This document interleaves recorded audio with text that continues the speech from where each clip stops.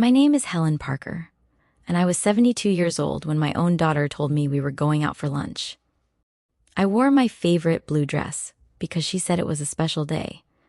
As we drove, we laughed about old memories, and for the first time in months, I felt like I had my daughter back. But she didn't stop at a restaurant. She pulled into the parking lot of a nursing home. I smiled and asked, "Are we visiting someone?" She couldn't even look me in the eyes. Instead, she quietly took my suitcase out of the trunk and whispered the words that shattered my heart. "Mom, this is where you'll live now." I thought she was joking. She wasn't. Within minutes, the staff wheeled my suitcase inside while my daughter hugged me goodbye. She promised she'd visit soon. Then she got back into her car and drove away. I stood there watching until her car disappeared around the corner. I had never felt so alone. I believed my life was over, but I had no idea that one quiet stranger I would meet inside that nursing home was about to change my future forever and reveal a truth that would bring my family back together in a way I never imagined. My name is Helen Parker, and before the nursing home became my address, I had a life filled with love, laughter, and the kind of happiness that makes you believe it will last forever. For 46 years, I was married to the love of my life, Richard. He wasn't a wealthy man or someone who made headlines, but to me, he was everything. Richard worked as a high school history teacher, and every student who passed through his classroom remembered him. He believed that kindness mattered more than grades and that every person deserved to be heard. I fell in love with him the first time I saw him volunteering at a community food drive. He wasn't trying to impress anyone. He simply saw people who needed help and quietly got to work. That was the kind of man he was. Together, we built a simple but beautiful life in a small white house with a wraparound porch and a maple tree in the front yard. It wasn't fancy. The kitchen cabinets were old, and the roof needed repairs every few years, but it was home. 5 years after we married, our daughter Emma was born. The moment Richard held her in his arms, tears filled his eyes. "She's perfect," he whispered. From that day forward, Emma became the center of our world. Richard never missed a school play. He attended every soccer game, every piano recital, and every parent-teacher conference. If Emma needed him, he was there. I worked part-time as a librarian so I could spend afternoons with her after school. We weren't rich, but we were together. Every Friday night was family movie night. Every Sunday morning we made pancakes and ate breakfast on the porch. Every summer we packed sandwiches and drove to the lake where Emma laughed as Richard taught her how to skip stones across the water. Those memories became the treasures of my heart. As Emma grew older, she remained kind and thoughtful. She volunteered at animal shelters, helped elderly neighbors carry groceries, and often surprised me with handwritten notes that simply said, "I love you, Mom." I saved every single one. Richard used to smile and say, "We've done something right." I believed him. When Emma graduated from college, Richard and I couldn't have been prouder. She found a good job, bought her first home, and eventually married a man named Brian. He was charming, successful, and polite. At least, that's what he seemed. Richard never completely trusted him. One evening after dinner, he quietly said to me, "There's something about Brian I can't quite figure out." "What do you mean?" I asked. "I don't know," Richard admitted. "I just hope he always treats Emma with the kindness she deserves." I brushed aside his concerns. I wanted to believe everything would be fine. Looking back now, I wish I had listened more carefully. A few years later, everything changed. Richard had always been healthy. He walked every morning, ate well, and rarely complained about anything. Then one autumn afternoon, while trimming the hedges in our front yard, he suddenly collapsed. The doctors tried everything they could, but the heart attack was too severe. After 46 wonderful years together, I became a widow. The silence that filled our house afterward was unbearable. For months, I caught myself reaching for the second coffee cup each morning before remembering Richard was gone. I still expected to hear his footsteps coming down the hallway. Sometimes I even turned toward the front door at 5 o'clock, waiting for him to come home from work. Grief has a strange way of playing tricks on your heart. Emma visited often during those first few months. She brought groceries, helped with repairs around the house, and insisted I shouldn't spend so much time alone. "I'm worried about you, Mom," she said gently. "I'll be okay," I replied. "I just miss him." "I know." She hugged me tightly. "So do I." For a while, we leaned on each other. We shared old family photographs, cried together, and remembered Richard's terrible jokes that somehow always made us laugh. But as time passed, things slowly began to change. Emma's visits became less frequent. She always had a reason. Work was busy. Brian needed her. There were bills to pay, meetings to attend. I understood. Life moves on, even when your heart feels frozen in time. Still, I couldn't ignore the loneliness. Some evenings I ate dinner in complete silence. Other nights, I sat on the porch watching the sun go down, hoping Emma might stop by. Sometimes she did. More often she didn't. I told myself not to take it personally. She had her own family now, her own responsibilities, but deep inside, I missed my daughter more than I wanted to admit. Then one Friday morning, my phone rang. It was Emma. "Mom," she said cheerfully, "how would you like to go out for lunch tomorrow, just the two of us?" My heart immediately lifted. "I'd love that. I'll pick you up at noon." After we hung up, I smiled for the first time in weeks. I even took out my favorite blue dress from the closet. I had no idea that I was preparing for the day that would break my heart and change my life forever. I woke up early the next morning, feeling something I hadn't felt in a long time. Excitement. For the first time in months, my daughter and I were going to spend the day together. I carefully ironed my favorite blue dress, the one Richard always said matched my eyes. I curled my silver hair, put on a little lipstick, and even wore the pearl necklace Richard had given me on our 40th wedding anniversary. As I looked in the mirror, I smiled. "For you, Richard," I whispered. At exactly noon, Emma pulled into the driveway. She stepped out of the car and hugged me warmly. "You look beautiful, Mom." "You don't look so bad yourself," I laughed. For a moment, everything felt normal again. As we drove through town, we talked about old memories. We laughed about the time Richard accidentally burned Thanksgiving dinner. We remembered our family vacations to the lake. For the first time since Richard passed away, it felt like my daughter was truly present. Then I noticed something strange. She wasn't driving toward downtown, where all our favorite restaurants were. Instead, she turned onto a quiet road I didn't recognize. "Emma," I asked gently, "are we trying somewhere new?" She hesitated before answering. Something like that. There was something different in her voice. She seemed nervous. She gripped the steering wheel so tightly her knuckles turned white. I wanted to ask another question, but something told me to stay quiet. A few minutes later, the car slowed. I looked out the window. A large brick building stood ahead. Beautiful flower gardens surrounded the entrance. A sign near the driveway read, "Maple Grove Senior Living Center." I smiled. "Oh, are we visiting someone?" Emma didn't answer. Instead, she parked the car and turned off the engine. The silence became unbearable. Finally, she took a deep breath. "Mom, I need you to listen." A cold feeling settled in my stomach. "What is it?" Tears filled her eyes. "This is where you'll be staying." I stared at her. I laughed softly, waiting for the joke. "What do you mean?" She looked away. "You can't be serious." "I'm sorry. I've already completed the paperwork." For several seconds, I couldn't speak. The words didn't make sense. "Emma, I live in my own house." "I know." "So why would I stay here?" She began crying. "Brian thinks it's best." I felt my heart sink. "What does Brian have to do with this?" She wiped away her tears. "He says you shouldn't be alone anymore." I nodded slowly. "I understand that, but we can hire someone to help." She shook her head. "We can't afford it." I looked at her in disbelief. "My savings can pay for it." Again, she shook her head. "The house needs to be sold." The world seemed to stop. "My house?" "Our house. The home your father built." She couldn't meet my eyes. "It's already listed." I felt as though all the air had been pulled from my lungs. "You sold my house?" She whispered. "You signed the papers last month." I suddenly remembered. Brian had brought me several documents after Richard's funeral. He said they were insurance forms and property taxes. Through my grief, I had signed them without reading carefully. My hands began trembling. "I trusted you." Emma started sobbing. "I'm sorry. I thought this was the right thing." "No," I whispered. "You let someone else make this decision." Before either of us could say another word, a cheerful woman wearing a name tag approached the car. "Mrs. Parker?" She smiled kindly. "Welcome to Maple Grove." Emma stepped out of the car. She opened the trunk and lifted out my suitcase. I stared at it in confusion. "When did you pack that?" "Yesterday. You packed my things." "Without telling me?" She nodded through tears. "I thought it would be easier." "Easier for who?" She couldn't answer. The staff member gently took hold of my suitcase. "We've prepared a lovely room for you." I didn't move. I kept looking at my daughter. Waiting. Hoping. Begging with my eyes for her to say this was all a mistake. Instead, she hugged me tightly. "I'm so sorry, Mom. I'll visit every week." I whispered the only question my broken heart could ask. "Did you really want this?" She remained silent. Silence can sometimes hurt more than words. She kissed my forehead. "I love you." Then she turned around, climbed back into her car, and drove away. I stood there watching until her car disappeared beyond the gates. Only then did I realize something. I wasn't waiting for lunch anymore. I was watching my daughter drive out of my life. The nurse gently placed her hand on my shoulder. "Mrs. Parker?" I slowly turned toward her. With tears streaming down my face, I picked up the only suitcase I had left. One small suitcase. 46 years of memories behind me, an uncertain future ahead. As the doors of the nursing home quietly closed behind me, I couldn't stop wondering. Had my daughter truly abandoned me? Or was there something she wasn't telling me?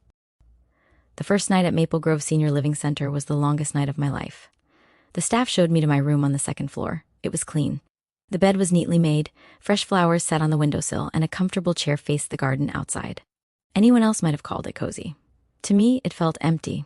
It wasn't my home. It didn't smell like Richard's coffee in the morning. It didn't have the old family photographs hanging on the walls. It didn't have the creaky wooden floor where Emma had taken her first steps. It was just a room. I placed my small suitcase beside the bed and sat down. For several minutes, I simply stared at the walls. I kept expecting someone to knock on the door and tell me there had been a terrible misunderstanding. No one came. That evening, a kind nurse named Olivia invited me to dinner. "You'll feel better if you eat something." "I'm not hungry," I replied quietly. She smiled gently. "I know, but come anyway." The dining room was filled with elderly residents talking, laughing, and sharing stories. I felt completely out of place. I carried my tray to a corner table and sat alone. Across the room, I noticed an elderly man celebrating his birthday with his grandchildren. The little children hugged him tightly while everyone sang. I smiled for him. Then I looked down at my untouched dinner. Emma had promised she would visit every week. I held on to that promise. The next morning, I woke early and sat by the front window. Every time a car entered the parking lot, my heart raced. Every time someone stepped through the front doors, I looked up with hope. By sunset, Emma hadn't come. "It's only the first day," I told myself. "She's probably busy." The days slowly turned into weeks. I joined the morning exercise classes. I helped other residents with puzzles in the activity room. Sometimes I read novels from the small library. The staff were kind. The other residents welcomed me warmly. But every afternoon, I found myself sitting near the front entrance. Waiting. Always waiting. One Friday afternoon, Olivia sat beside me. "You're expecting someone, my daughter. You've been waiting every day." I smiled sadly. "She said she'd visit." Olivia gently squeezed my hand. "I'm sure she loves you. I hope so." Another week passed. Still no Emma, no phone call, no letter, no flowers. Nothing. One rainy evening, I walked into the recreation room and noticed an elderly woman carefully watering the plants near the window. She smiled at me. "You must be Helen. I'm Grace." She had bright eyes, silver hair neatly tied back, and the warmest smile I'd seen in a long time. I smiled politely. "It's nice to meet you." Grace sat beside me. "I've been watching you." I laughed softly. "I hope I wasn't causing trouble, no?" "I noticed you always sit by the window." I looked outside. "I'm waiting for my daughter." Grace nodded as though she understood completely. "My son hasn't visited in 6 years." I turned toward her. "I'm so sorry." She smiled peacefully. "I used to spend every day waiting." "What changed?" I realized something. "What?" "If I spent all my time waiting for the people who weren't here, I'd miss the people who were." Her words stayed with me. Over the next few days, Grace and I became close friends. We drank tea together every afternoon. We played chess in the library. She told me stories about traveling across the country with her late husband in an old camper. I shared stories about Richard and Emma. One afternoon, Grace looked at me thoughtfully. "You still love your daughter. More than anything. Even after what happened," I didn't hesitate. "Being hurt doesn't stop a mother from loving her child." Grace smiled. "I hoped you'd say that." A few days later, I finally gathered the courage to call Emma. The phone rang several times before going to voicemail. "Hi, sweetheart," I said softly after the beep. "I just wanted to hear your voice. I'm doing okay. I miss you. I love you. Call me when you can." I hung up and wiped away my tears. She never returned the call. That night, Grace found me sitting alone in the garden. She quietly handed me a warm cup of tea. "You know," she said gently, "life has a funny way of surprising us." I smiled weakly. "I don't feel very lucky." She looked toward the entrance of the nursing home. "Sometimes. The people who change our lives aren't the ones we've been waiting for." I followed her gaze. A young man had just walked through the front doors carrying a box of books and board games. He greeted every resident with a warm smile, stopping to shake hands and ask about their day. I had never seen him before. Grace smiled knowingly. "That's Daniel. He volunteers here every Saturday." I watched him from across the room. There was something kind about him, something familiar. At that moment, I had no idea that the quiet young stranger would soon become one of the most important people in my life and help uncover a truth that would change my family's future forever. The following Saturday, I saw Daniel again. He arrived just after 9 o'clock carrying a large cardboard box filled with books, puzzles, and fresh flowers. Unlike some volunteers, he didn't rush through the building trying to impress anyone. He moved slowly from room to room, greeting every resident by name. "Good morning, Mr. Jenkins." "How's your shoulder feeling today, Mrs. Alvarez?" He listened more than he talked. That caught my attention. Many people visited nursing homes because they felt sorry for us. Daniel came because he genuinely cared. As he walked into the recreation room, Grace smiled. "Daniel," she called, "I'd like you to meet my friend." He walked over and extended his hand. "You must be Helen. It's nice to meet you." His smile reminded me of Richard's. Warm, patient, honest. "It's nice to meet you too," I replied. Grace stood up. "I'll leave you two to talk." Before I could stop her, she quietly disappeared into the library. Daniel laughed. "I think she planned that." For the first time in weeks, I laughed too. "I think you're right." He sat across from me. "So Helen, tell me about yourself." No one had asked me that since I arrived at Maple Grove. Most people asked about my health, my medications, my age. Daniel wanted to know who I was. I told him about Richard, about our little White House, about Emma as a little girl, about family movie nights and summer trips to the lake. He listened without interrupting. When I finished, he smiled. "You've lived a beautiful life." I thought so too. What changed? "My daughter brought me here." His smile faded. "I'm sorry." "So am I." There was no judgment in his eyes, only compassion. From that day on, Daniel visited every Saturday. Sometimes we played chess. Sometimes we walked through the garden. Sometimes we simply sat on a bench and talked for hours. He never looked at his watch. He never seemed to be in a hurry. One afternoon he asked, "If you could go anywhere in the world tomorrow, where would you go?" I smiled. "My front porch." He looked surprised. "Not Paris." "Not Hawaii." I shook my head. "My happiest memories are there." He nodded thoughtfully. "I understand." The following week, Daniel arrived carrying a small potted rose. "I remembered you saying your husband loved roses." Tears filled my eyes. No one's remembered something like that in a very long time. He placed the flower on the windowsill in my room. I thought it might make this place feel a little more like home. It did. As the weeks passed, Daniel became like family. The nurses noticed the change in me. I smiled more. I laughed again. I no longer spent every afternoon staring through the front window. One evening, Olivia quietly said, "Whatever Daniel is doing, it's bringing you back to life." I smiled. He's reminding me that I'm still seen. A few days later, Daniel found me looking through an old photo album. "Who's this?" he asked, pointing to a picture of Richard holding little Emma on his shoulders. "My husband." "He looks like a wonderful man." He was. Daniel carefully turned another page. There was a photograph of Emma on her first day of school, another of our family standing beside the lake, then a picture of Richard planting a maple tree in our front yard. Daniel smiled. "You really loved each other. We still do." He looked at me with quiet curiosity. "Still?" I nodded. "Love doesn't end because someone dies. It simply changes." Daniel was silent for a moment. "I wish my parents had stayed together." I looked at him gently. "They divorced when I was 10. My father disappeared. My mother worked constantly. She did her best. But she passed away before I could really thank her." There was sadness in his voice that reminded me of my own. Without thinking, I reached across the table and squeezed his hand. I'm sure she knew. He smiled, though his eyes filled with tears. "I hope so." As we closed the photo album, a folded envelope slipped onto the floor. Neither of us had noticed it before. Daniel picked it up. "It's addressed to Richard." I frowned. "I don't remember that." The envelope looked old, very old, yellowed with age. It had never been opened. Daniel carefully handed it to me. "It's probably important." My hands trembled as I stared at Richard's name written across the front. I had no memory of ever seeing it before. Slowly, I opened the envelope.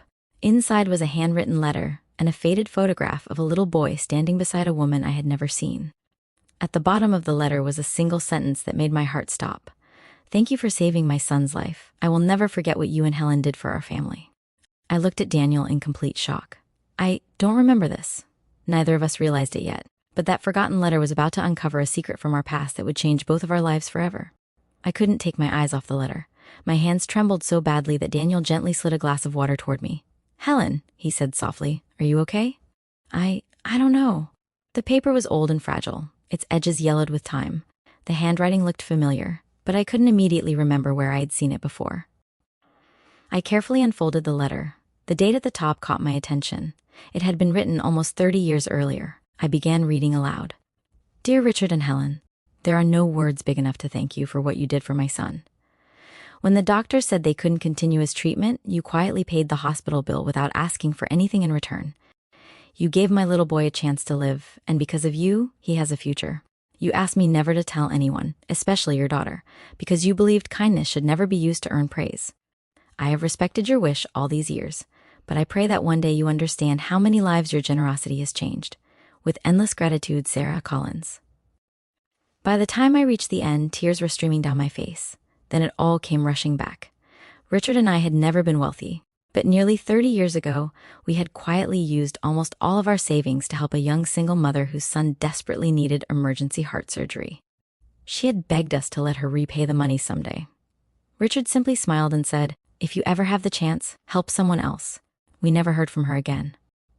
I had completely forgotten about the letter. Daniel looked at me with amazement. "You never told anyone?" I shook my head. Richard believed kindness didn't need an audience. Daniel smiled. He was right. I looked again at the faded photograph tucked inside the envelope. The little boy couldn't have been more than 6 years old. He was smiling despite the hospital bracelet on his wrist. On the back of the picture were handwritten words. "His name is Daniel." I froze. Slowly, very slowly, I looked up at the young man sitting across from me. His smile disappeared. "What is it?" I turned the photograph toward him. "Your name is Daniel," he nodded. "Yes.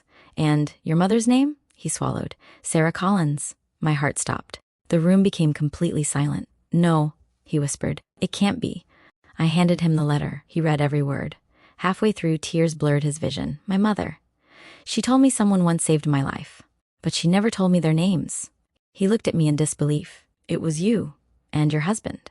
Neither of us spoke. Then, without saying a word, Daniel stood up and wrapped his arms around me. He held me tightly as we both cried. "I've been looking for you my whole life," he whispered. "I never knew." I wanted to thank the people who gave me a second chance. I smiled through my tears. "You already have." He looked confused. "What do you mean?" "You walked into this nursing home when I believed my life was over. You reminded me that I still mattered. You gave me hope." Daniel wiped away his tears. "Maybe this wasn't a coincidence. Maybe we were meant to find each other." That afternoon, Daniel asked if he could bring his mother to meet me. I think she'd want that more than anything. Of course. The following Saturday, Sarah Collins walked through the front doors of Maple Grove. The moment she saw me, she burst into tears. "It's really you." She hurried across the room and embraced me. For several minutes, neither of us could speak. Finally, she stepped back. "I've prayed for this day for 30 years. She gently held both of my hands. "My son is alive because of you and Richard. I've thanked God for you every single day." I smiled softly. "Seeing Daniel healthy and happy is all the thanks we ever needed." Sarah shook her head. "No, you deserve to know something." She reached into her purse and removed a small folder. "I've been keeping this safe." Inside were copies of every letter Richard had ever written to encourage her after the surgery. Each one ended with the same sentence: "Never lose hope. One act of kindness can echo for generations." As I read those familiar words, I felt Richard's presence more strongly than I had in years. It was exactly something he would say. Daniel smiled. He was right. I looked around the room. At Grace, at Olivia, at Sarah, at Daniel. Just months earlier, I believed my daughter had abandoned me forever. Now, because of one forgotten letter, my family had unexpectedly grown. But deep inside, one question still remained. Why hadn't Emma visited even once? And what was keeping my own daughter away while strangers were showing me more kindness than I ever imagined possible? I didn't know it then, but the answer was about to change everything I believed about Emma. The days after Daniel discovered the truth passed quickly. He visited almost every afternoon now, sometimes bringing his mother Sarah, and sometimes simply sitting beside me with a cup of tea. For the first time since arriving at Maple Grove, I no longer felt invisible. But one question still haunted me every night before I fell asleep. Why hadn't Emma come? Not once. Not even for 5 minutes. No birthday card. No phone call. No visit. Had she really forgotten me? Or was something keeping her away? One rainy Tuesday afternoon, Daniel found me sitting quietly by the window. "You've been thinking about your daughter again," he said gently. I smiled sadly. "Is it that obvious?" He nodded. "You always look at the parking lot." "I keep hoping I'll see your car." Daniel was silent for a moment. Then he asked a question that surprised me. "Helen, do you know exactly where Emma lives?" "Of course." "Has she ever changed her address?" "I don't think so." He hesitated. "Would you mind if I checked on her?" I looked at him in surprise. "You do that?" "I would. I don't want you carrying unanswered questions anymore." For a long moment, I didn't know what to say. Then I quietly handed him Emma's address. The following Saturday, Daniel drove to the neighborhood where Emma lived. When he returned that evening, I could tell something was wrong before he spoke. "What happened?" I asked. He took a deep breath. "Helen, Emma doesn't live there anymore." My heart skipped a beat. "What?" "The neighbor said she moved nearly 2 years ago." I stared at him in disbelief. "She never told me." They also said, he paused, that her husband, Brian, had serious financial problems. I felt a knot forming in my stomach. What kind of problems? They weren't sure, but several people mentioned debt collectors, and one neighbor said the bank repossessed their house. I couldn't believe what I was hearing. Emma had lost her home. Why hadn't she asked me for help? That night, I barely slept. The next morning, Daniel returned with more news. I found someone who used to work with Emma. What did they say? She left her job over a year ago. They said she looked exhausted and frightened. I closed my eyes. Richard had always worried about Brian. Maybe he had been right all along. Daniel gently placed a folder on the table. I also found something else. Inside were public records showing Brian had declared bankruptcy after several failed business investments. There were lawsuits, unpaid loans, court notices. Everything had fallen apart. I looked at Daniel. Do you think Emma left me here because they needed money? He nodded slowly. I think Brian convinced her selling your house was the only way to save themselves. Tears filled my eyes. My poor girl. Daniel looked surprised.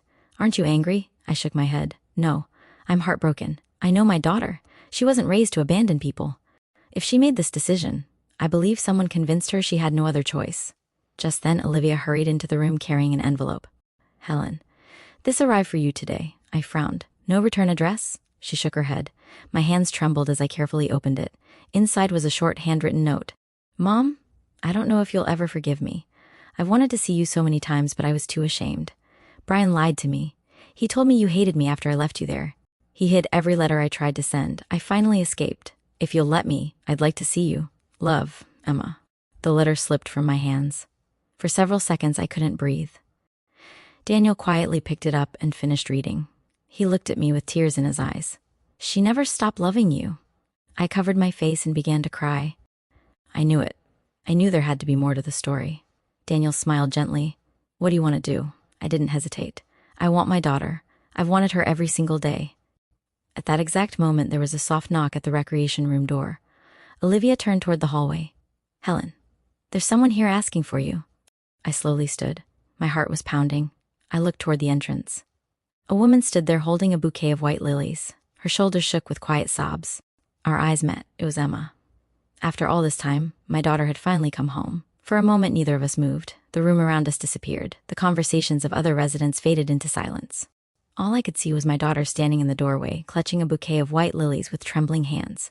She looked older than I remembered. Dark circles rested beneath her eyes. Her shoulders were slumped with exhaustion.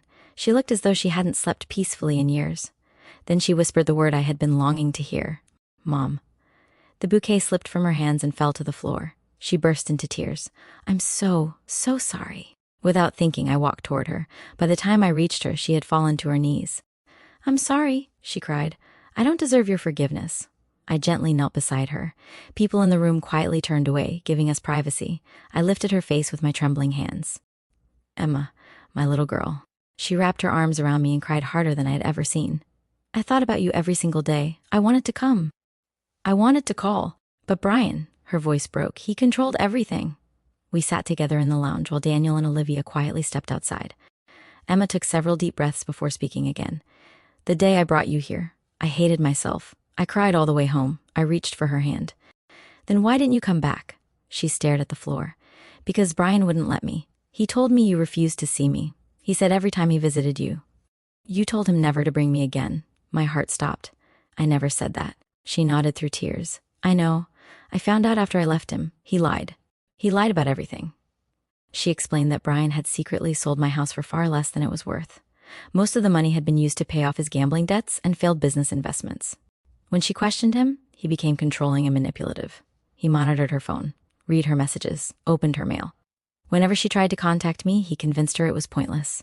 He kept saying, Your mother has moved on. She doesn't want you anymore. You're only making her life worse. I squeezed her hand tightly.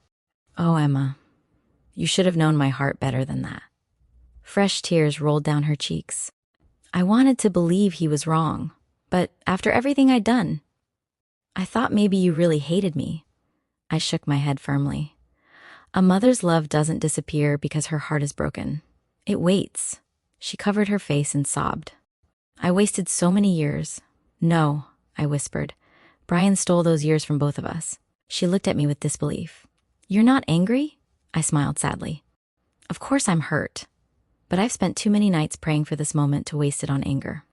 I only want my daughter back. Emma leaned forward and hugged me again. For the first time since Richard died, I felt our family beginning to heal. Later that afternoon, Daniel returned with Sarah. They quietly smiled as they saw us sitting together. Daniel whispered, "I had a feeling today would be special." Emma stood and walked over to him. "I've heard so much about you." Daniel smiled. "I think we've both been given a second chance." Emma turned toward me. "Mom, I'd like to ask you something. Anything. Would you come home with me?" I gently smiled. "My home was never a building. It was always wherever my family was." Emma's tears returned. "I've rented a small house. It's nothing fancy. But there's a bedroom waiting for you. I painted it myself. And..." She laughed softly through her tears. "I planted white roses outside because Dad loved them." I couldn't hold back my emotions. Richard had always dreamed of growing a rose garden. I looked around the nursing home, the place that had sheltered me during the darkest season of my life. I hugged Grace tightly. "You reminded me not to lose hope," she smiled. "I only reminded you of what your heart already knew." Then I embraced Olivia. "Thank you for treating me like family." "You've always been family here," she replied. Finally, I turned to Daniel. He had entered my life as a stranger. Now he felt like the son I never had. Richard and I had once saved his life without expecting anything in return. Years later, he had unknowingly saved mine. As we walked toward the front entrance together, Emma slipped her hand into mine, just like she used to when she was a little girl.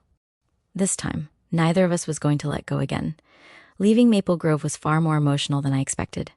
Only a few months earlier, I had arrived with a broken heart, believing my family no longer wanted me. Now I was leaving with something I thought I had lost forever: hope. The nurses lined up near the entrance to say goodbye. Olivia hugged me tightly. "You'll always have a home here if you ever want to visit." I smiled through my tears. "I'll come back. But next time, I'll be bringing cookies instead of a suitcase." Everyone laughed. Then I walked over to Grace.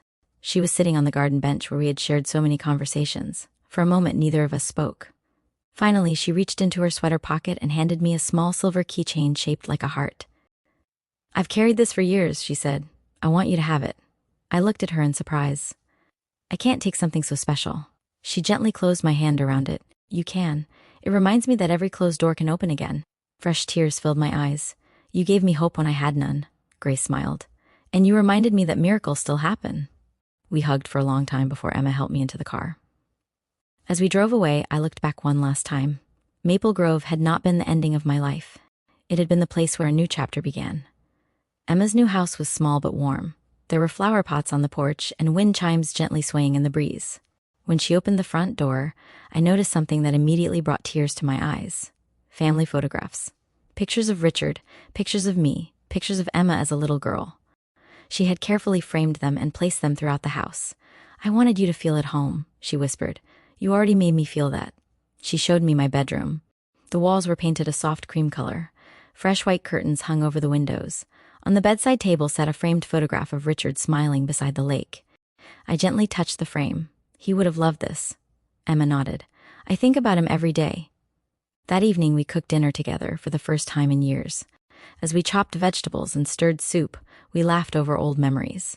For the first time in what felt like forever, the silence between us was peaceful instead of painful. After dinner, Emma became quiet. "Mom, I need to tell you something." I reached across the table. "You can tell me anything." She lowered her eyes. "When Brian convinced me to move you into Maple Grove, I believed selling your house would save our marriage." She paused, fighting back tears. "But after the house was sold, I discovered he had hidden thousands of dollars in gambling debts. He had never planned to save our family. He only wanted your money." My heart ached for her. "I was so ashamed," she whispered. "I didn't know how to face you." I gently took her hand. "We all make mistakes. The important thing is that you found your way back." She looked at me with tearful eyes. "I don't deserve another chance." I smiled softly. "Maybe not. None of us deserve grace. That's why it's such a beautiful gift." Emma burst into tears again. She stood up and wrapped her arms around me. "I promise I'll spend the rest of my life earning your trust." I held her tightly. "You don't have to earn my love. You've always had it." The following weekend, Daniel and Sarah came to visit. Emma greeted them warmly. "I've heard so much about both of you." Daniel smiled. "Your mother has become family to us." We spent the afternoon sharing stories, eating homemade pie, and laughing until our sides hurt. At one point, Daniel walked outside with me into the garden. "You know," he said, "my mother always told me one act of kindness can echo for generations." I smiled. Richard believed that too. Daniel looked toward the house where Emma and Sarah were laughing together in the kitchen. "I think he was right." "So do I." Before leaving, Daniel surprised me. Helen, I have something I'd like to ask. Of course. My mother and I don't have much family left. He hesitated. Would you let us be part of yours? Tears filled my eyes. Without a second of hesitation, I embraced him. I thought I lost my family. Instead, I found even more. That night, as I stood on the porch looking up at the stars, I whispered a quiet prayer. Richard. Our little girl came home. A gentle breeze rustled the rose bushes Emma had planted. For just a moment, it felt as though Richard was smiling down on us. And deep in my heart, I knew our story wasn't simply about being abandoned. It was about discovering that love can survive heartbreak. Forgiveness can heal even the deepest wounds. And sometimes the strangers we meet become the family we never knew we needed. A year passed, and life became quieter than I ever imagined it could. Not perfect, not without painful memories, but peaceful. Every morning, Emma and I shared coffee on the front porch, just as Richard and I had done for decades. Sometimes we talked for hours. Other times we simply watched the sunrise together. Neither of us felt the need to fill every silence anymore. We had learned that healing wasn't measured by words. It was measured by showing up. Emma found a new job as an office manager for a local nonprofit organization. She loved helping people again. Little by little, the sadness that had lived in her eyes began to disappear. One afternoon, she came home carrying an envelope. Mom, she said excitedly, guess what? I've been accepted into a financial counseling program. I looked at her in surprise. Really? She nodded. I want to help families avoid the mistakes I made. I know what it's like to trust the wrong person. If I can help even one family protect themselves, everything I've been through will have meaning. I smiled proudly. Your father would be so proud of you. She wiped away a tear. I hope so. Meanwhile, Daniel continued visiting almost every weekend. He no longer came as a volunteer. He came as family. On Sundays, Sarah joined us for dinner. Our small dining room echoed with laughter again. One evening, Daniel stood up and tapped his glass with a spoon. I have an announcement, Emma smiled. What is it? Daniel looked at Sarah before turning toward me. My mother and I have decided to create a foundation. I raised an eyebrow. A foundation. He nodded. It will help elderly people who have been abandoned or left without family support. My eyes filled with tears. We're going to call it, he paused, the Richard and Helen Parker Foundation. I covered my mouth. No, you don't have to do that. Daniel smiled warmly. We want to. Your kindness saved my life. Now we want that kindness to keep saving others. The room fell silent. Even Emma began crying. She reached across the table and squeezed my hand. Dad would love this. So would I. Over the following months, the foundation began helping seniors find legal advice, temporary housing, counseling, and family mediation. Many older adults who felt forgotten finally found hope again. One afternoon, Daniel invited me to visit the new community center funded by the foundation. As I entered the lobby, I stopped in my tracks. Hanging on the wall was a large framed photograph of Richard and me from our 40th wedding anniversary. Beneath it was a simple plaque. Kindness given without expecting anything in return can change generations. Richard and Helen Parker. I couldn't hold back my tears. I never imagined our little act of kindness would become this. Daniel smiled. Neither did we. It only needed time. A few weeks later, Emma surprised me with another request. Mom, would you come with me? Where? She smiled nervously. To our old house. I hadn't seen it since the day she took me away. As we drove through the familiar neighborhood, memories flooded back. The maple tree Richard planted was taller now. The white fence had been repainted. Children were riding bicycles along the sidewalk. The new owners welcomed us kindly when Emma explained who we were. They even invited us inside. Walking through those rooms brought tears to my eyes. The old fireplace was still there. The staircase Richard had built with his own hands still stood strong. Emma quietly whispered, I'm sorry. I took her hand. This house gave us beautiful memories. It doesn't own them. We carry them with us. When we stepped back outside, Emma looked toward the porch. I used to think home was this place. And now? She smiled. Now I know home is the people who love you. I wrapped my arm around her shoulders. Exactly. As we walked back to the car, I realized something remarkable. The house where our happiest memories had begun no longer belonged to us, but the love that filled it had never left. It had simply found a new home, in our hearts, in our family, and in every life touched by the kindness Richard and I chose so many years ago. 10 years have passed since the day my daughter left me at Maple Grove Nursing Home with one small suitcase.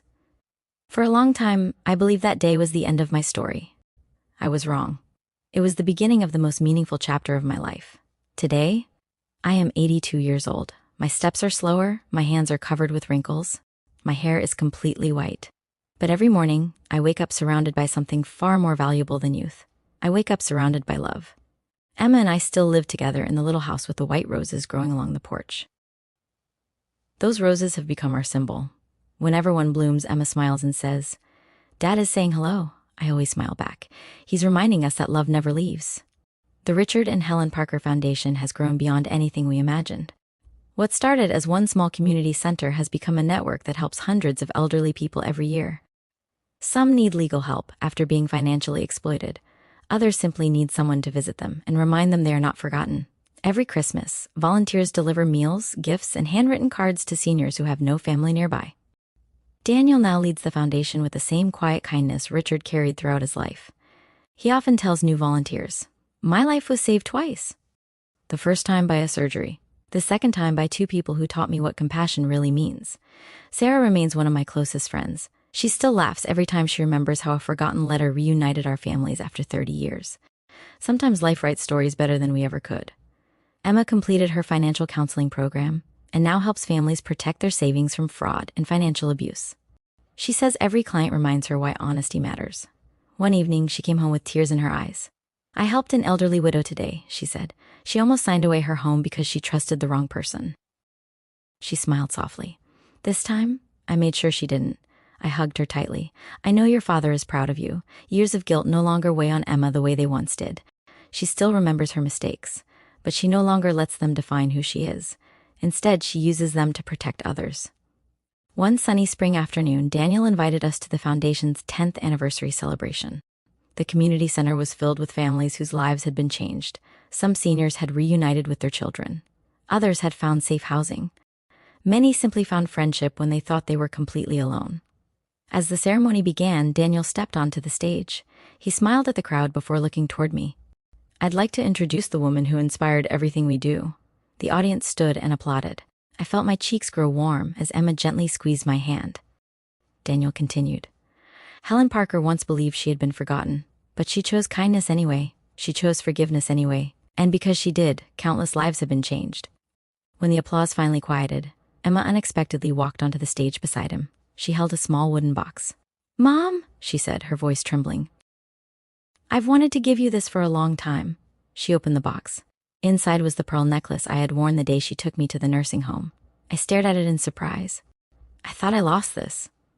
Emma smiled through tears. "I found it while packing Brian's old belongings after the divorce. I kept it safe until I felt worthy of returning it." With trembling hands, she fastened the necklace around my neck. "It belongs with you." I touched the pearls and remembered Richard placing them around my neck years earlier. It felt as though the circle had finally been completed. That evening, after everyone had gone home, Emma and I sat on the porch watching the sunset, just as Richard and I used to do. "Mom," she whispered, "can I ask you one last question?" "Of course. After everything I did. Did you ever stop loving me?" I turned toward my daughter and gently held her face. "My precious girl." A mother's love doesn't disappear because her heart is broken. It doesn't keep score. It doesn't set an expiration date. It waits. It forgives. And it hopes. Tears rolled down Emma's cheeks as she rested her head on my shoulder. "I'll spend the rest of my life trying to deserve that love." I smiled. "You never had to deserve it. You only had to come home." As I write these final words, I think about everyone listening to my story. Maybe you're a parent waiting for a phone call. Maybe you're a son or daughter who hasn't spoken to someone you love in years. Maybe pride, anger, or misunderstanding has built a wall between you. If there's still time, don't wait. Make the call. Write the letter. Knock on the door. Because tomorrow is never promised. The greatest gift we can give each other isn't money, success, or possessions. It's our time, our forgiveness, our presence. One act of kindness saved a little boy's life decades ago. Years later, that same kindness returned and helped save mine. That's the beautiful thing about love. When it's given freely, it never truly disappears. It simply finds its way home. Thank you for listening to my story. And if someone you love is still waiting to hear from you, maybe today is the day to remind them they were never forgotten. Thank you so much for staying with us until the end of this story.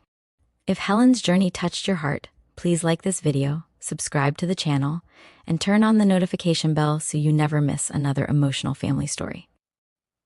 Now we'd love to hear from you. Tell us in the comments where you're watching from, and share one lesson or moment from this story that stayed with you. Remember, it's never too late to forgive, to reconnect, or to remind someone that they are loved. Take care of yourself, cherish the people who matter most, and we'll see you in the next heartfelt story.